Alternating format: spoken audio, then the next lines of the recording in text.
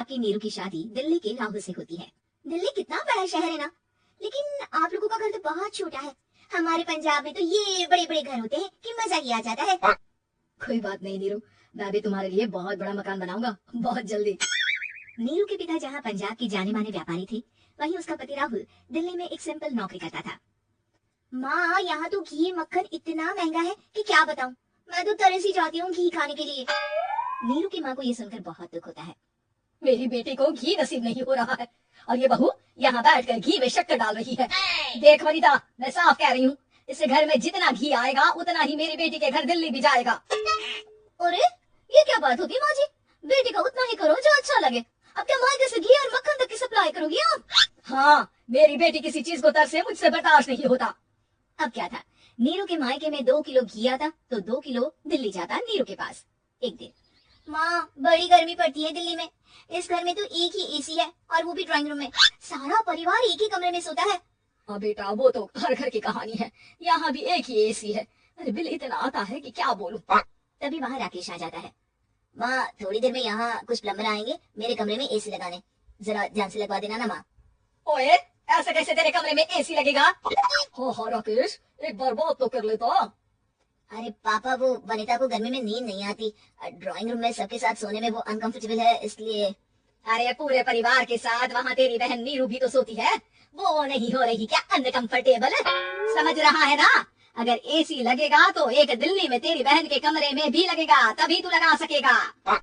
राकेश वनिता को सारी बात बताता है। वनिता करती भी क्या, मन मारकर बैठ जाती है। माँ ये लोग ठीक नहीं है, क्या करूँ मैं? अरे बेटी, यहाँ आ जा तू, यहाँ आकर रह ले। अरे छोड़ दे ऐसे पति को। कैसे छोड़ दूं माँ? समाज क्या कहेगा, लोग क्या कहेंगे? वैसे भी मेरा एक बेटा है मयंक। अरे हटा बेटा, तेरी उम्र ही क्या है, इतनी परेशान रहेगी तो काम कैसे चलेगा। खैर, बात आई गई हो जाती है। माँ को लगता है कि नीरू ठीक है, तो वहीं नीरू के मन में एक ही लाइन चल रही होती है, यहाँ आजा। माँ ने तो बोल ही दिया है कि यहाँ आजा, बस मयंक थोड़ा सा बड़ा हो जाए, इन गरीबों को छोड़कर मैं वापस माँ के पास ही चली जाऊंगी। वो इसी सोच में बाजार में चल रही थी कि मैम, आपका दुपट्टा जमीन को छू रहा है। नीरू जैसे ही उस लड़की की तरफ देखती है, देखती ही रह जाती है। हाय रे, कितना सुंदर लड़का है ये। क्या हुआ? मैंने कहा आपका दुपट्टा। तो खुद ही उठाकर दे दो ना। लड़का समझ जाता है कि नीरू उस पर फिदा हो चुकी है। वो उससे उसका नंबर लेकर चला जाता है। अब क्या था, नीरू और रोहित में लगातार बातें होने लगती है। मैं हरियाणा का रहने वाला हूँ, यहाँ एक बड़ी कंपनी का मैनेजर हूँ। अच्छा, और कितने बच्चे हैं तुम्हारे? बच्चे? अरे मेरी तो शादी भी नहीं हुई है। तुम बताओ, शादी करोगी? नीरू शर्मा जाती है। अब लेकिन मैं तो पहले से ही शादीशुदा हूँ। मुझे फर्क नहीं पड़ता, बस तुम शादी कर लो, भाग चलते हैं। बहुत पैसे वाला हूँ मैं, हमेशा खुश रखूंगा तुम्हें। नीरू रोहित से मिलकर सारा प्लान बना लेती है और फिर एक दिन घर से भाग जाती है। दोनों शादी कर लेते हैं। शादी के बाद, क्या बात है नीरू, तुम्हें परेशान सा देखता हूँ, सब ठीक है ना? हाँ हाँ, सब ठीक है। ये कहते कहते ही वो रोने लगती है। अरे क्या हो गया, रो क्यों रही हो? मैंने तुमसे एक बात छिपाई है और वही बात अब मुझे परेशान कर रही है। रोहित, मेरा एक बेटा भी है, उसका नाम मयंक है। क्या बात कर रही हो, ये तुमने मुझे पहले क्यों नहीं बताया? देखो नीरू, मेरी माँ को मैंने ये नहीं बताया है कि तुम शादीशुदा हो, बच्चा मैं मैनेज नहीं कर पाऊंगा। नीरू को समझ में नहीं आता कि वो क्या करे। तुम उस बच्चे को अपनी माँ को क्यों नहीं दे देती? नीरू चुपके से माँ को फोन करती है। माँ, क्या मयंक को तुम रख सकती हो? बेटा, मैं राकेश के साथ बात करती हूँ, आखिर घर का बेटा वही है, जो वो बोलेगा। वैसे भी बेटा, तूने जो किया है ना, उसके बाद से पूरा घर तेरी बुराई कर रहा है। मैं भी अब किसी से तेरे लिए लड़ नहीं सकती। राकेश बेटा, नीरू ने तो जो किया बहुत ही बुरा किया, लेकिन मैं सोच रही थी कि क्यों ना मयंक को हम यहाँ ले आए। तभी वनिता बोल पड़ती है। वाह जी, ऐसे कैसे यहाँ ले आए? यहाँ क्या भंडारा भरा है?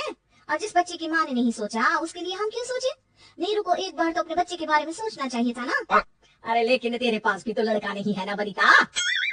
माँ, वनिता ठीक बोल रही है, कल को वो बड़ा होकर इसी घर का हिस्सा मांगेगा तो हम क्या करेंगे? माँ कहती भी तो क्या, वो चुप रह जाती है।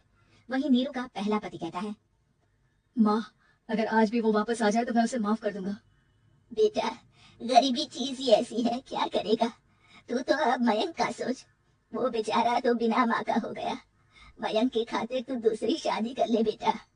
लोगों के लाख समझाने के बाद नीरू के पहले पति की शादी रिद्धि से हो जाती है, जिसके पहले पति से 2 बच्चे होते हैं। देखो जी, मैंने शादी सिर्फ बच्चे के खातिर की है। मैंने भी शादी सिर्फ बच्चों के खातिर की है। वहीं नीरू के दूसरे पति के मन में ये बात घर कर जाती है कि नीरू एक मासूम बच्चे को उसके खातिर छोड़ कर आई है। अब देखो नीरू, मुझे लगता है कि जो औरत अपनी कोख का बच्चा छोड़ सकती है वो तो कुछ भी कर सकती है। कल को तुम्हें मुझसे अच्छा कोई मिल गया तो तुम तो मुझे भी बाय बाय कर दोगी ना। नीरू को अब उसका दूसरा पति ताने देना शुरू कर देता है। तंग आकर नीरू उसके यहाँ से भागकर अपने पहले पति के पास चली जाती है, लेकिन ससुराल में क्या लेने आई है नीरू मयंक को? नहीं सासू माँ, मुझसे गलती हो गई, मुझे माफ कर दीजिए। नीरू, अब वक्त खत्म हो गया है, मेरी शादी हो चुकी है, तो छोड़ दो ना उसे, हमारा बच्चा है। मैं आपको अपनी माँ नहीं मानता, मेरी नहीं माँ तो बात अच्छी है। नीरू मयंक की बात सुनकर समझ जाती है कि उसके पास अब न आसमान रहा, ना ही जमीन।